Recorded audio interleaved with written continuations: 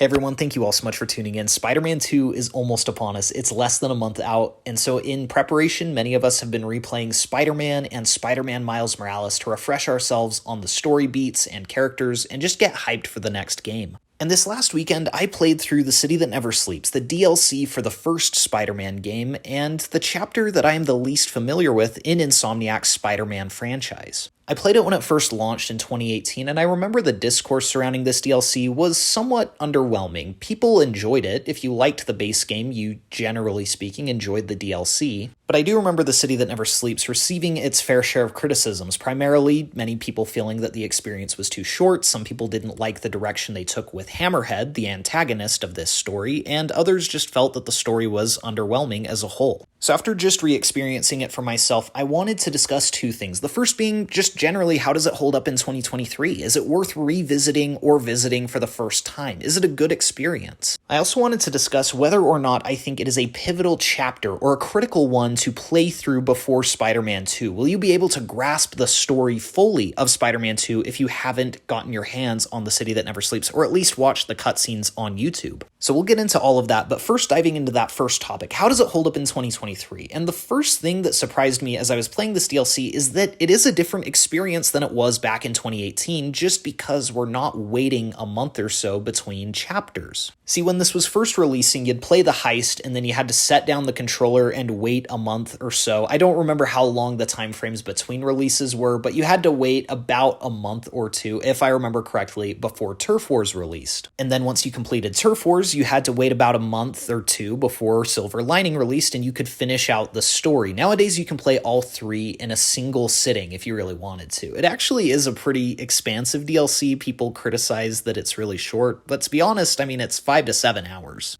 It's definitely the shortest installment of Insomniac's franchise thus far. It's not quite as big as Miles Morales, and they didn't change the weather of the city like they did in Miles Morales, but it is on par with that game's length. It's also similar in that it tells a somewhat self-contained story set after the events of the first game, but it doesn't act as a direct sequel to that first game. This isn't the story where you're going to see Peter mourning Aunt May, and it's not a continuation of Mr. Negative or Dr. Octavius's story. I would say that that's one of the things that has improved after we know that Spider-Man 2 is coming and have had a chance to play Miles Morales. When people were first playing this, I think many were disappointed that it wasn't addressing some of the huge bombshells of that first game. But now it's clear that that was never the intention, and I do think that maybe expectations were too high for this DLC because that's never what it was intended to be. Instead, this almost acts as a prologue to both Miles Morales and Spider-Man 2. Now, as far as plot goes, The City That Never Sleeps is pretty self-contained. It doesn't require the player to have tons of knowledge about the events of the base game, nor does it leave a ton of loose ends. It wraps itself up pretty nicely, and so this is something that you can, again, experience almost in a self-contained way.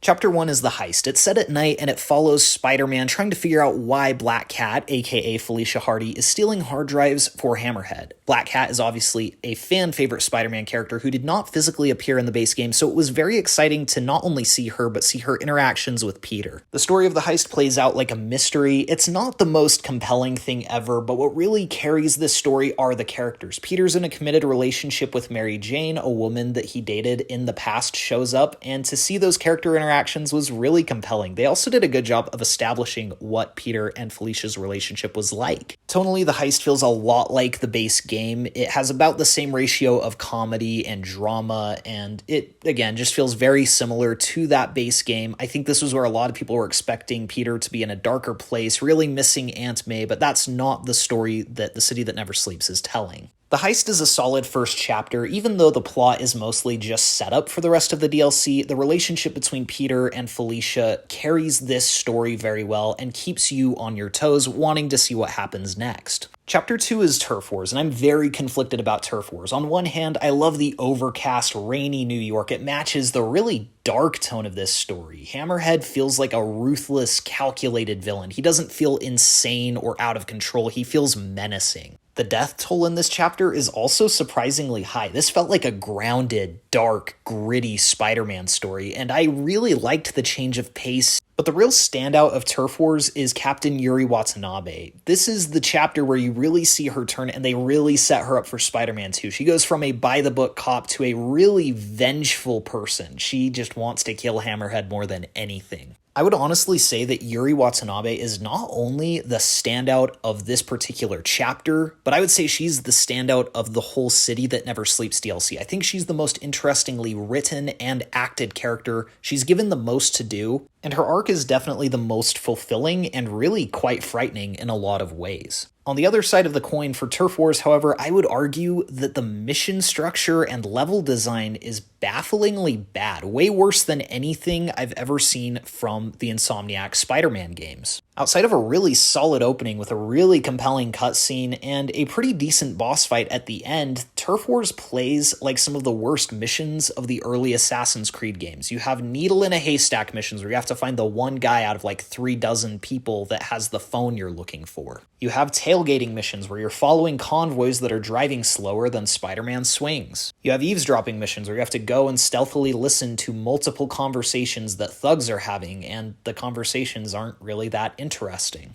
I think Turf Wars has the best plot and some of the best character work of The City That Never Sleeps, but by far the worst gameplay. It's just really disappointing, and it makes me thrilled that Insomniac is being given the time that they need to really work on the full sequels and spin-off games like Spider-Man 2 and Miles Morales respectively. I'm glad that Sony didn't force Insomniac to make a new Spider-Man game every year or something. I feel like Turf Wars gives us a really good example of what a yearly Spider-Man Insomniac game could have looked like if the team was not really given the time to innovate and try new things and tell more compelling stories. Chapter 3 is Silver Lining, and like The Heist, it's a team-up story where Spider-Man is teaming up with another character, in this case, Silver Sable. She was in the base game, and I liked her in the base game, but I liked her even more here. The fragile friendship that she has with Spider-Man is really fleshed out very well, and it's a lot of fun to watch. There's some funny little quips where Spider-Man wants to give her a high five and she doesn't want to give him a high five. It's fun. I also really like how Insomniac has their iteration of Spider-Man team up with characters that you wouldn't always expect him to team up with. It just gives a new flavor and a new angle to the story. I'm also thrilled to report that the mission structure and gameplay is much better again. In fact, I would argue that the set pieces of Silver Lining not only are the best in the whole DLC, but even rival some of the set pieces in the base game. And not only is it balanced, it's really well paced. My only issue here is that I definitely feel like Hammerhead goes off the rails. He essentially becomes a robot with Hammerhead's head. It feels a little bit unrealistic even for this universe. And it also feels very repetitive. Turf Wars was all about Spider-Man working with Yuri Watanabe trying to take down Hammerhead, and this one is all about him trying to take down Hammerhead again, but with a bigger robot suit, with Silver Sable. It's a shame that they didn't pull in another villain as the final antagonist for this DLC, but it is what it is. It's serviceable. It's fine. I also really like that they added the sewers as a set piece in Silver Lining. It gives another dimension to New York City, makes it feel more lived in and real in the game. However, there is one more criticism that I have, and it is freaking Screwball. Out of all the villains that they could have brought back for a side mission in this DLC, Scorpion, Tombstone, Electro, Vulture, they brought back Screwball, the one character that we all despised more than anything. Now, there could be a reason for this. As I was playing through The City That Never Sleeps, I noticed a theme. Outside of Hammerhead, who is the primary antagonist, this DLC really focused on Peter's relationships with the women in his life. You know, it has MJ in it a lot. Silver Sable plays a big role. Yuri Watanabe and Black Cat both play big roles as well. When Spider-Man's talking about Screwball, Mary Jane makes a reference about, hey, there's a lot of women in your life these days, Humpy, and it does feel like that's sort of a theme that maybe they were trying to follow by bringing back Screwball. And to be fair, the challenges that she provides are actually pretty fun and unique. The gadget challenges and the stealth challenges are pretty well done here. The problem is that the character is just not likable in any sense of the word.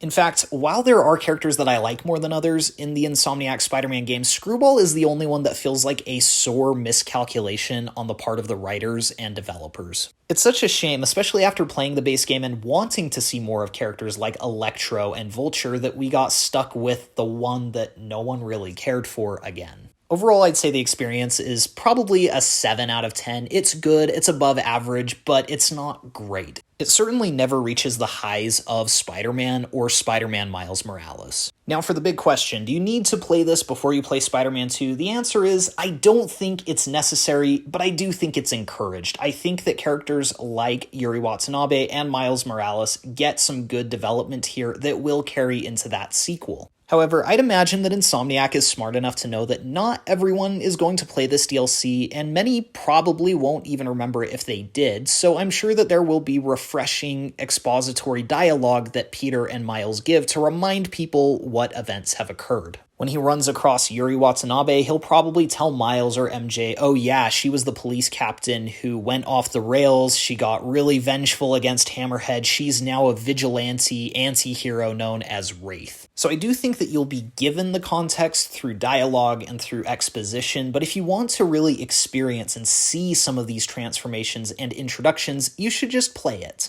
If you really would like to see the first introduction to Black Cat in this universe, play The City That Never Sleeps. If you want to watch Yuri Watanabe's transformation, or at least the beginning of her transformation, play The City That Never Sleeps. If you don't particularly care and you're just okay experiencing these characters for the first time in Spider-Man 2, I think that is a totally viable way to do it as well. I think a good example of what it will feel like is the jump from the first game to the Miles Morales spin-off game. If you didn't play The City That Never Sleeps, there were enough breadcrumbs and post-credit scenes showing that Miles had superpowers. By the spin-off game, he's being trained and mentored by Peter. You can fill in the blanks. They started training. Peter has been mentoring him into becoming Spider-Man. But if you play The City That Never Sleeps, you'll get that actual dialogue where Peter is teaching and mentoring Miles, and you'll see the beginning of their training. I'll leave you with this. The City That Never Sleeps is not a whole book. It is a chapter. It is a filler issue. It's something that's going to give you a little bit more nuance and context, and if you want to see that, it's worth experiencing. What really carries this DLC is the relationships that Peter has. It adds some depth to the characters and the story, but if you skip it, it's not like you're going to be completely confused. It's going to be like one or two minor details that you have to catch up on just a little bit. So if you have the time and the desire, I think that this is a perfectly fine Spider-Man story to experience. It's absolutely the weakest in Insomniac's franchise so far, but it's still a solid entry.